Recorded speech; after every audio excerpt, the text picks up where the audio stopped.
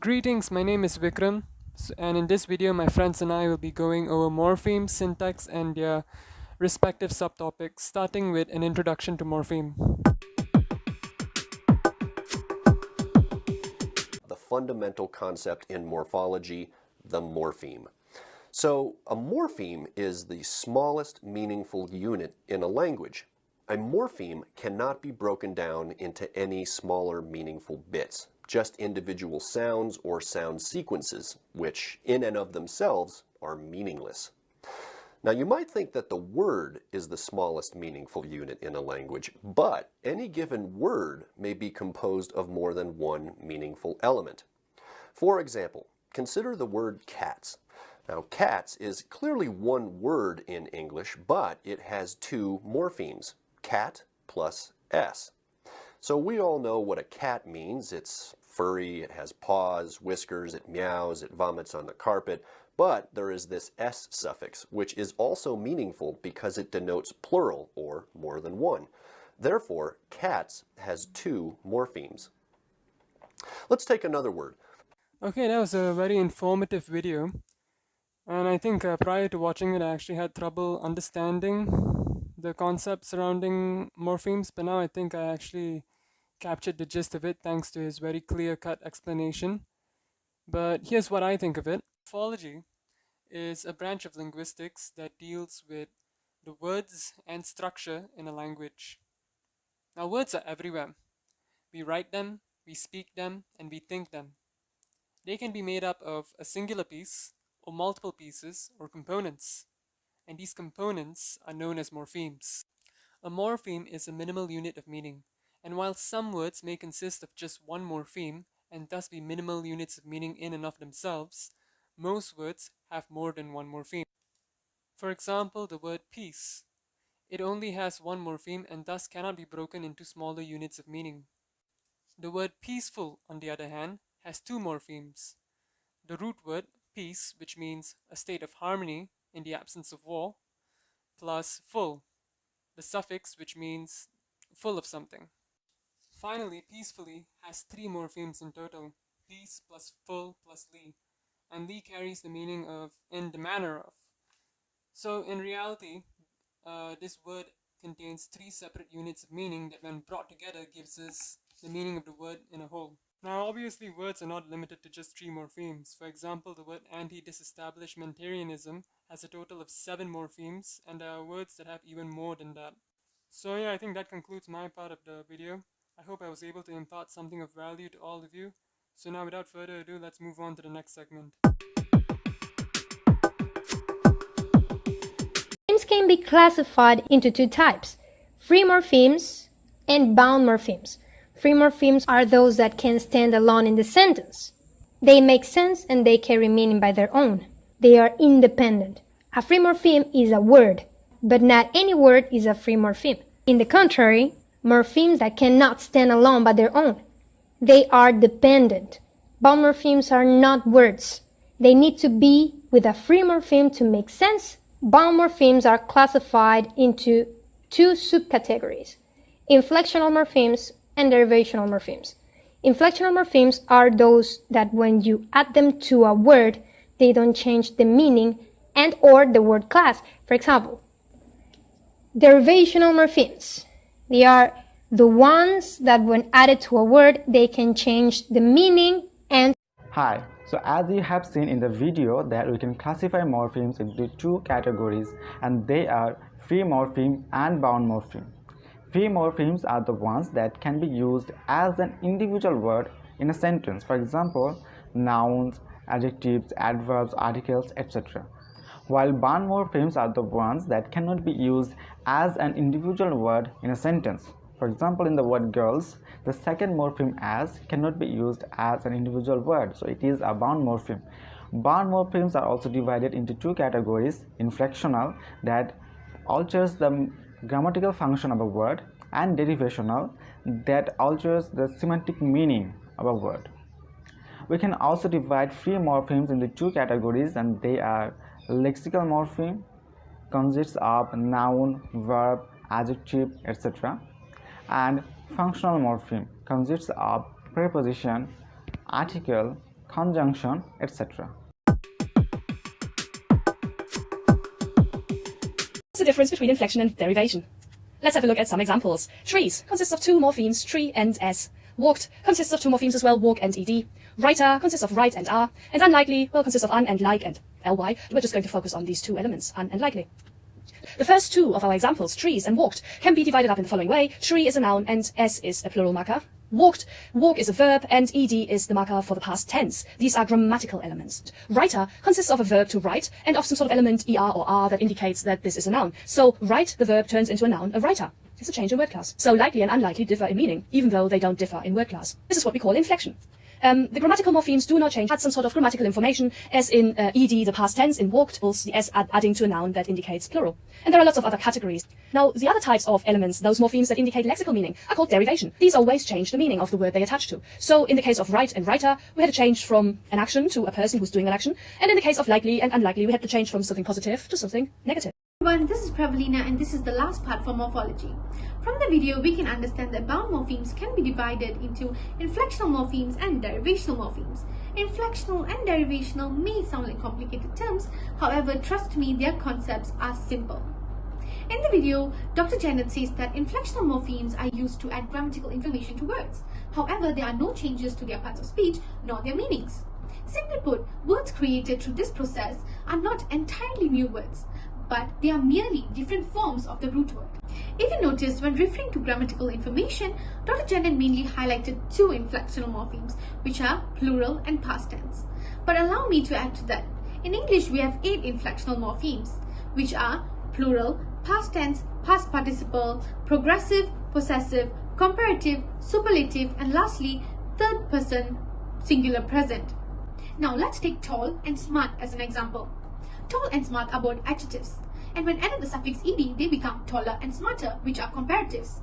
Although they have now become comparatives, there are no changes in the word class. They still remain as adjectives. On the other hand, we have derivational morphemes. Derivation is a process of creating a new word that is related to the root word but has a different meaning to it. And these new derived words often belong to a different word class. We can derive new words by adding prefixes and suffixes to the root words. Now let's look at 3 examples. Number 1. Teach, a verb, becomes teacher, a noun, by adding the suffix er. Number 2. Hope, a noun, becomes hopeful, an adjective, by adding the suffix ful. And lastly, write becomes rewrite when added the prefix re. Do take note that write and rewrite are still both verbs, however they now differ in meaning. It's that simple. Now we've come to the end of morphology, now let's get into syntax. Syntax is a law of language that determines the word order and basic sentence structure within the different languages. Each language has a specific syntax that tells the speaker and the listener which parts of the sentence come first to help them make sense of what's being said.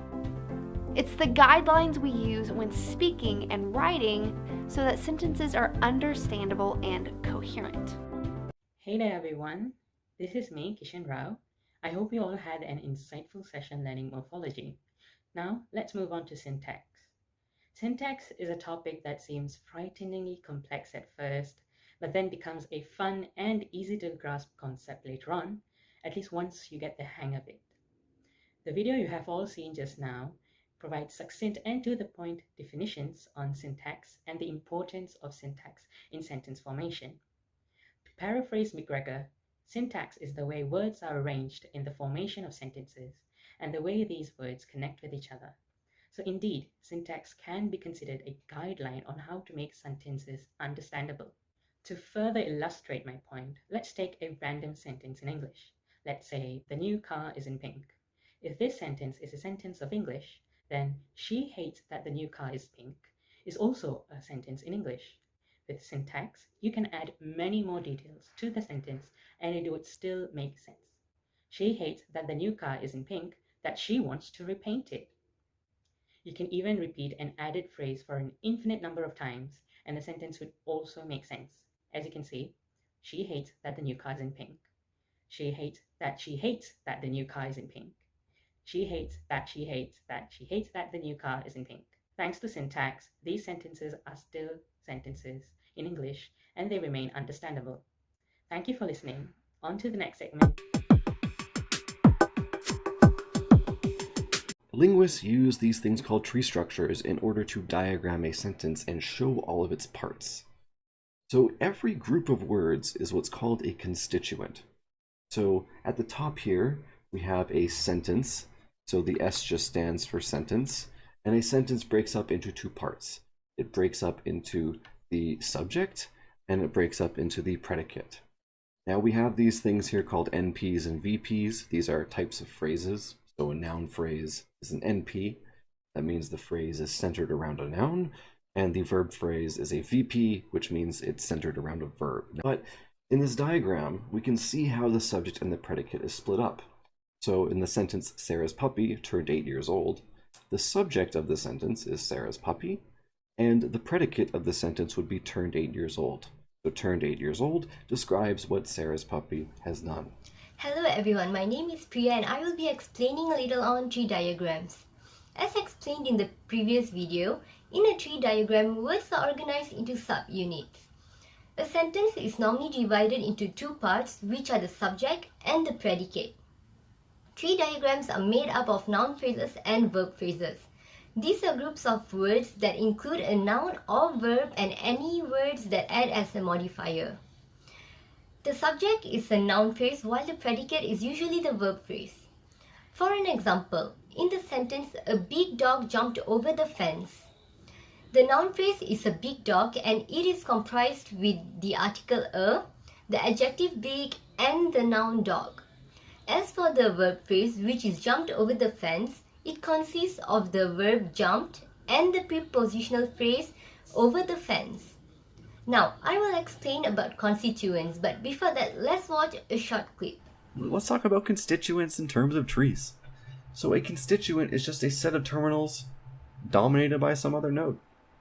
So what do I mean by a set of terminals nodes dominated by some other node? Okay, let's pick a set of terminal nodes. Let's take the and man. Okay, they are both dominated by an NP. Therefore, they are a constituent. Okay, what about if I took it man and 8? That's a set of terminal nodes dominated by some other node. Well, an NP doesn't dominate them both, a VP doesn't dominate them both, a TP dominates them both, but the problem with the TP is that the TP also dominates the D, and this other N. Therefore, there is no node that only dominates man and 8. Okay, so man and 8 is not a constituent because there is no node that dominates only those two. Okay, what about 8, his broccoli? Well, yeah, the VP dominates them all. Therefore, 8, his broccoli is a constituent. Okay. So really, just to find the constituents, you can pick up a node and you can see what comes along with it. So if I pick this up, well, I'm going to get the V dangling, I'm going to get the D and the N dangling, so therefore this set is going to be a constituent. Okay, that's how I see constituents as part of trees. You just grab a node, you pick it up, and you see what dangles along with it. Okay, there's no way to pick up one of these nodes in these trees to just get man and 8 on their own, or to just get the man and his broccoli without 8. It is impossible to pick up a node and just get those 4 words. Okay? So that's a constituent. Constituents was quite well explained in the previous video, but I will give a brief explanation again. A constituent consists of a subtree that branches into the words and it ends at the node where the branches meet. A constituent corresponds to a node on the tree diagram. In order to be a constituent, all the words under the node must be included. That is all for tree diagrams and constituents. I will also be explaining about subject, predicates, sentences and clauses, but I will save that for later. Now, moving on.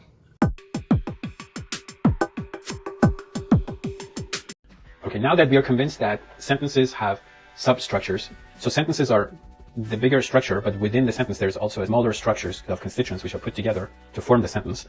And I have told you that constituents are the intermediary level between word and sentence level. we can have different types of phrasal constituents, like a noun phrase, verb phrase, adjective phrase, prepositional phrase, and adverb phrase. Why do they have syntactic categories? You see here, there's a phrasal constituency within the sentence, and then every phrase is labeled with a syntactic category. Why? Because, for example, if you have a grammatical sentence that contains a noun phrase, you can replace a noun phrase with another noun phrase, and the sentence will still be grammatical.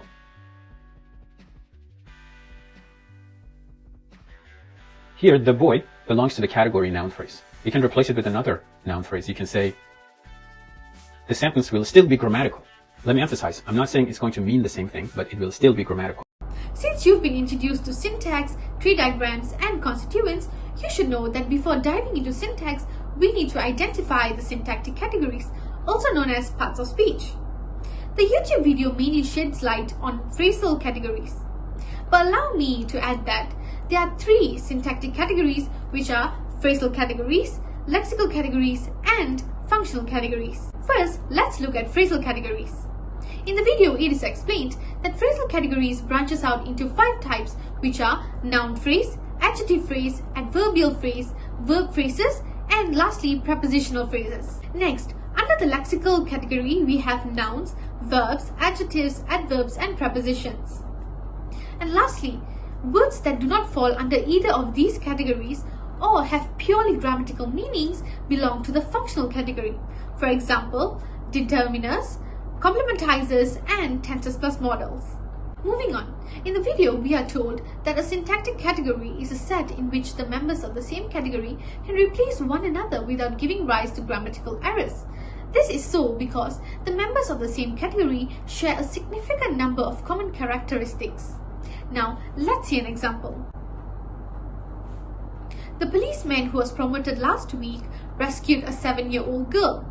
The policeman who was promoted last week, a 7-year-old girl. These are both noun phrases. Now, we can replace these phrases with other noun phrases. For example, he rescued her. Or, if we were to replace a 7-year-old girl with another noun phrase, which is a brown cat. He rescued a brown cat. Although the meaning is not the same anymore, the sentence is still grammatically correct. And that is all for syntactic categories. Let's move on to the next subtopic.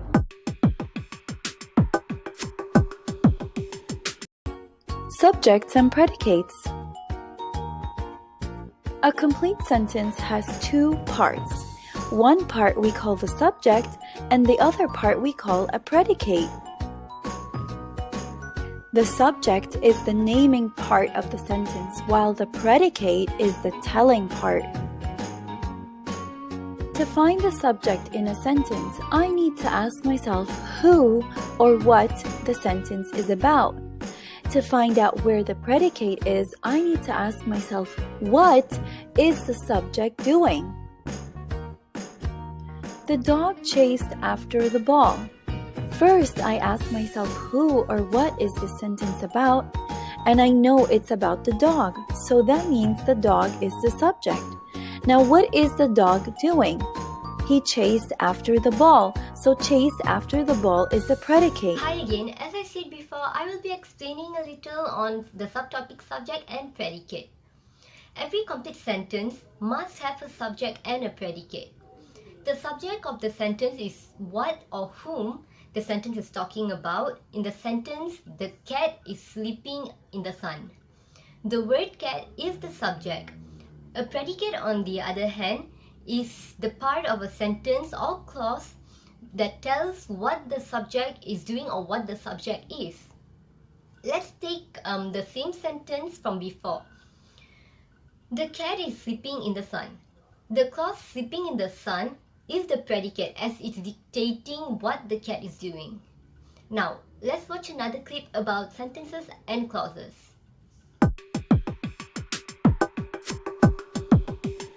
Let me compare sentences and clauses today. First thing, sentences are made up of clauses. Clauses are not made up of sentences. A clause is a unit of grammatical organization that is smaller than a sentence, but larger than a phrase. There's 2 types of clause. it's either dependent clause or independent clause. It kind of tells you what it does in the sense that an independent clause can stand alone because its meaning is complete. A dependent clause, on the other hand, cannot stand on its own, cannot stand alone. I said an independent clause can stand alone because it is complete. For example, you can have an ice cream. And because it can stand on its own, it is also a sentence. I told you that a dependent clause cannot stand on its own after you clean your plate. You see, if you get rid of the word after, the sentence can stand on its own, but this clause includes the word after. It's a dependent clause. So why can it not stand on its own? Because its meaning is not complete. You expect something else to be there. In order to complete a dependent clause, you need to have an independent clause. You can have an ice cream after you clean your plate. Here I have an independent clause plus a dependent clause, which gives me a complex sentence. A complete sentence has a subject and a predicate and can often be composed of more than one clause. As long as it has a subject and a predicate, a group of words can form a sentence no matter how short. For an example, you ate fish. Indeed, this is a very short sentence, but it is still a complete sentence. More complex sentences can combine multiple clauses or phrases to add additional information about what is described. Clauses may be combined using conjunctions such as and, but, and or. The example for this is, he went out for dinner but did not enjoy the meal. This example is composed of two independent clauses. He went out to dinner and he did not enjoy the meal, combined with the conjunction but. Clauses are groups of words that have both subjects and predicates. A clause can sometimes act as a sentence, and this type of clauses is called an independent clause. This isn't always the case, and some clauses can't be used on their own. Clauses that can't be used on their own are called subordinate clauses and need to be used with an independent clause to complete its meaning. An example of an independent clause is the dog barked at him. An example of subordinate clauses is when the man broke into the house. While the independent clause could be used by itself as a complete sentence, the subordinate clause could not be. For it to be correct, it would need to be paired with another clause, and as a result, the complete and correct sentence would be, when the man broke into the house, the dog barked at him. That is all for my part. Now let's move on to the next subtopic.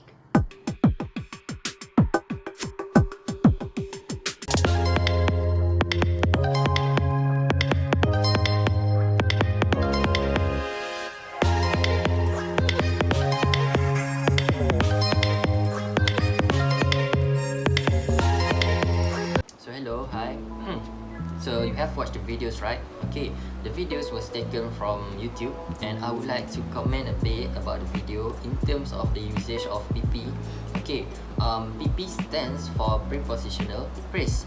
We have learned that we need to spell it like PREP and uppercase P, right? But it's just the same with the PP, but I believe that most of you would be so confused. Okay, so don't worry, it's just the same, the meaning is just the same, yeah? In the tree diagram. So let's proceed to the next one. So good day everyone. So I'm Alif. I'm going to talk about phrase structure rules. So the phrase structure rules, it is also well known as the rewrite rules. And then we have learned that we have various type of rules, right? And then I'm going to talk 4 of them. The first one is the S. Okay, the rules number 1, we have the S. S refer to the sentences, and then it can be rewritten as the bracket SM bracket to the power of n. The SM is also an optional element, and it is called as sentence modifier. And then we have the S bar. S bar is called S bar when we have the sentence modifier in a sentence. Okay, so that is for the first line. And then for the second line, the S can be rewritten as subject and predicate. So that is for the second lines. Okay, so when you see a bracket, then you know that you can choose between lines 1 or lines 2. Okay, then that's all for rules number 1. Let's move to rules number 2. For rules number 2, we have the S bar. Okay, S bar can be rewritten as the subject and predicate. And then you can take a look at a box besides. So I put some notes for you, and maybe you can save it later. Okay, so now how to draw a tree diagram. Okay, let's be straightforward. Okay, so first you need to have the sentence and you need to know how to use the rules. Okay, in this case I have the rules. She prefers strawberry over vanilla ice cream. So I believe most of you has visualized in your head which one is the subject, which one is the predicate. Okay, in this case let's refer to the slides. Okay, so for the tree diagrams, so it is compulsory for us to know that we need to have the S at the peak or pinnacles of the tree. Okay, and then we move down, we have the S bar. We divided it into two, which are the subject and predicates. For subject, we have she. Meanwhile, for predicates, we have prefer strawberry over vanilla ice cream. Okay, in the predicates, we have the finite verbs. So the function of it is like the finite verbs. It's agree with the subject and tell us the time. Okay, so the sentence will be she prefers strawberry over vanilla ice cream. What if we have the sentence modifier? Okay, for example, like we have clearly. Okay, so we know the sentence modifier is used to modify the sentence. So the sentence will be clearly she prefers strawberry over vanilla ice cream. Okay, so now let's talk about the phrase structure rules number 3 and number 4. Okay, so for number 3, we have the subject and it can be rewritten as the NP, the noun phrase. So for number 4, we have the NP, the noun phrase. It can be rewritten as lines 1 or lines 2. So in this bracket, you have two options to choose. So either you choose the first options or the second options. So the first options, you have one obligatory elements and the rest of them are optional elements. Okay, so the noun is considered as obligatory elements for NP.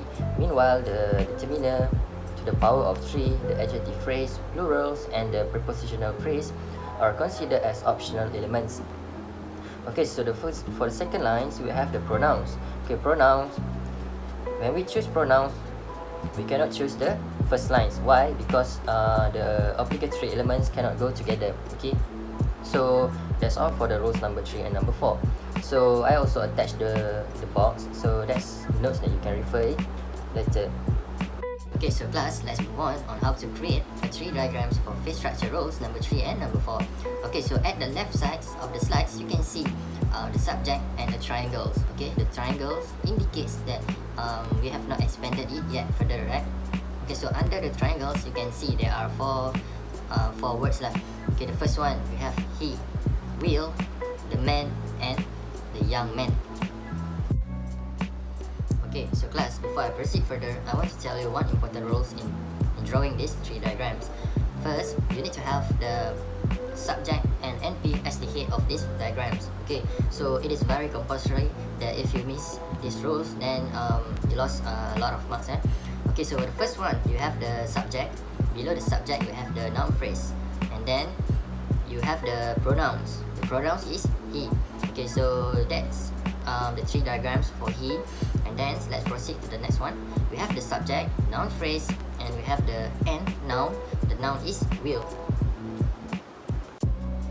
Okay, so class, for the next tree diagrams, it is a bit interesting and it has determiners and adjective phrase. Okay, so for the first one, as you can see, the determiners is the and the noun is man. And the next one, we have the adjective phrase. So we put triangles as we haven't learned the rules for the adjective phrase, and the rest is just the same. We put the determiners for the and the and for man. Okay class, so this is the last slides for my presentations. Okay, so let's take a look at the left sides of these slides. I provide you one sentence as the examples. So the sentence is all the 4 cute kittens in a big cage. Okay class, I want to tell you one rule. Okay, so if the whole sentence can be substituted by a pronoun such as they or them, then the whole sentence can be considered as NP, noun phrase. Okay, so let's move to the tree diagrams. As I have told you earlier, you need to have the subject and the NP as the head or the pinnacles of the tree diagrams. Okay, next, we expanded it to 3 determiners as we have 3 determiners such as the or, the, and for. The next one, we have the adjective phrase. As you can see, we have two triangles, the adjective phrase and prepositional phrase. Why we put the triangles? Because we haven't learned the rules yet. So the adjective phrase for this sentence is cute. The next one is noun, the kitten. Okay, as you can see, there's a difference between kitten and kittens. Okay, so the kitten is the singular and the kittens is the plural. So if you want to put the noun, you need to change it to singular. And then the plural indicates the what we call it, the amount of the kitten, right? Okay, and the last one, prepositional phrase, in a big cage. So the sentence, all the 4 cute kitten in a big cage.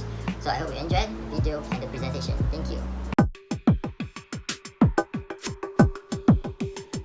So guys, an adjective phrase is a phrase, a group of words without having the subject-verb combination that modifies a noun, that gives information about a noun or a pronoun in a sentence. It is no different from an adjective. The only difference that we have is it uses a group of words to describe or modify the noun in the sentence. Let us take some examples and understand this.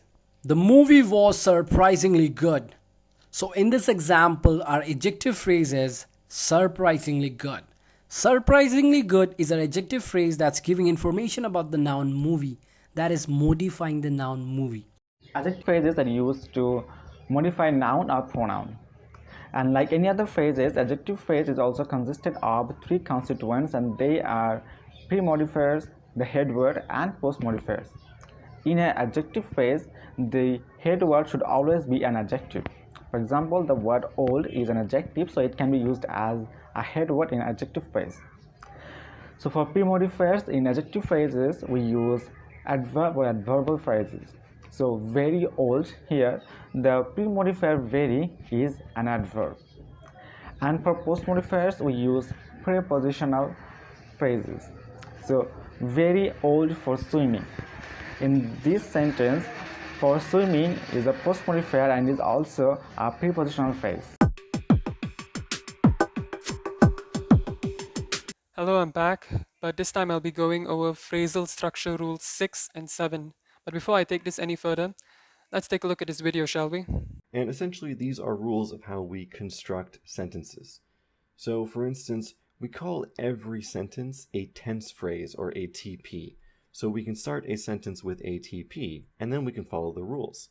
So for instance, if we have a TP, we can break it into an NP and a VP in that order, meaning our tree can look something like a TP branching into an NP and a VP. If we have an NP, we can break it into a determiner and a noun. If we have a VP, we can break it into a verb and an NP, and then we can use that NP rule again to break that noun phrase into a determiner and a noun, and then we can finally use our lexical rules, such as determiners going to the or a, and we can make a sentence. So for instance, the verb is going to be ate, and then for our nouns we have the choice of dog and ham, so I can put dog here, I can put ham down here, and then this would be the sentence structure for the dog ate a ham. Okay, now that was a very instructive and informative video, but it didn't have what I was looking for. I combed through the internet for hours in search of a video that actually had conclusive tips on rules 6 and 7, but I've yet to find one, so I had to make do with whatever I could get my hands on. So for the time being, I'm going to do my best to explain it in my own words. Now let's start this off with rule 6. Now rule 6 simply expands prepositional phrases into prepositions, followed by noun phrases. Now, seeing as how Rule 4 has already depicted noun phrase expansion, we can use the exact same principle here for noun phrase expansion whenever we find a prepositional phrase. Okay, as for rule number 7, the predicate constituent can now be expanded upon, which means that any predicate within the English language must possess both an auxiliary constituent and a verb phrase. This means that any number of optional adverbials may also appear in final sentence position. Okay, that's it for rules 6 and 7. I'm sure that was very easy to comprehend because compared to the other rules, they're actually quite simplistic in nature. I hope I was able to explain it to you in a way that was concise, precise, and easy to understand. Thank you.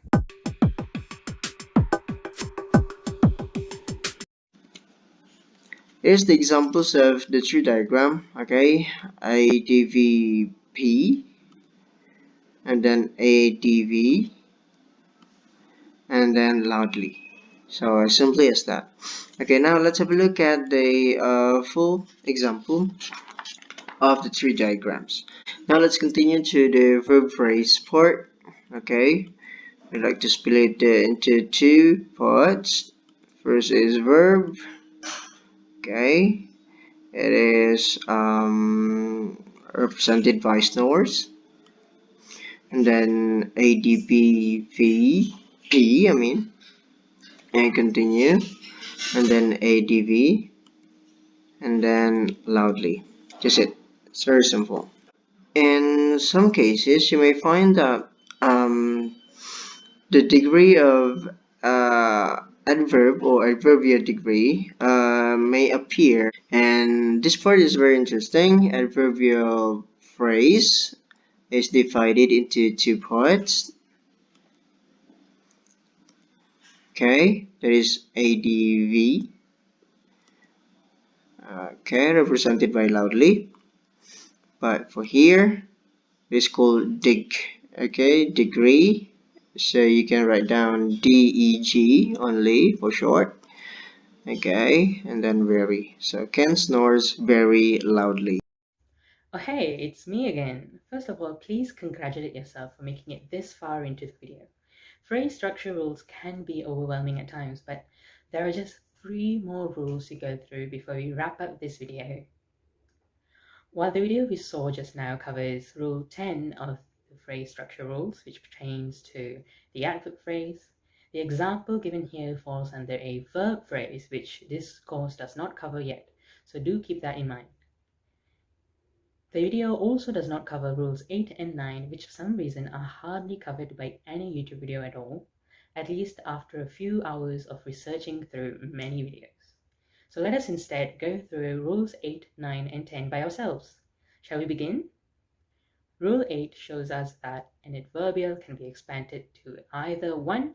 An adverbial clause, 2. An adverb phrase, or 3. A preposition phrase. It can be either one of these 3 elements, as shown by the curly brackets. Rule 9, on the other hand, expands the adverbial clause into an adverb subordinator and a sentence. Both of these elements are obligatory in forming an adverbial clause. Last but not the least, in Rule 10, an adverb phrase can be rewritten as an optional intensifier, which can be as many as there can be. In addition to that, there is an obligatory adverb. If you paid attention to the YouTube video earlier, the speaker calls the intensifier as a degree, which is another term for an intensifier. And that is all, folks. We have reached to the end of our video briefing on both morphology and syntax, the key building blocks in linguistics. We hope you have found this video both enlightening and informative, and we apologize for any and all shortcomings this video has. Thank you all for watching and have a great week ahead. This is Group 6 signing out.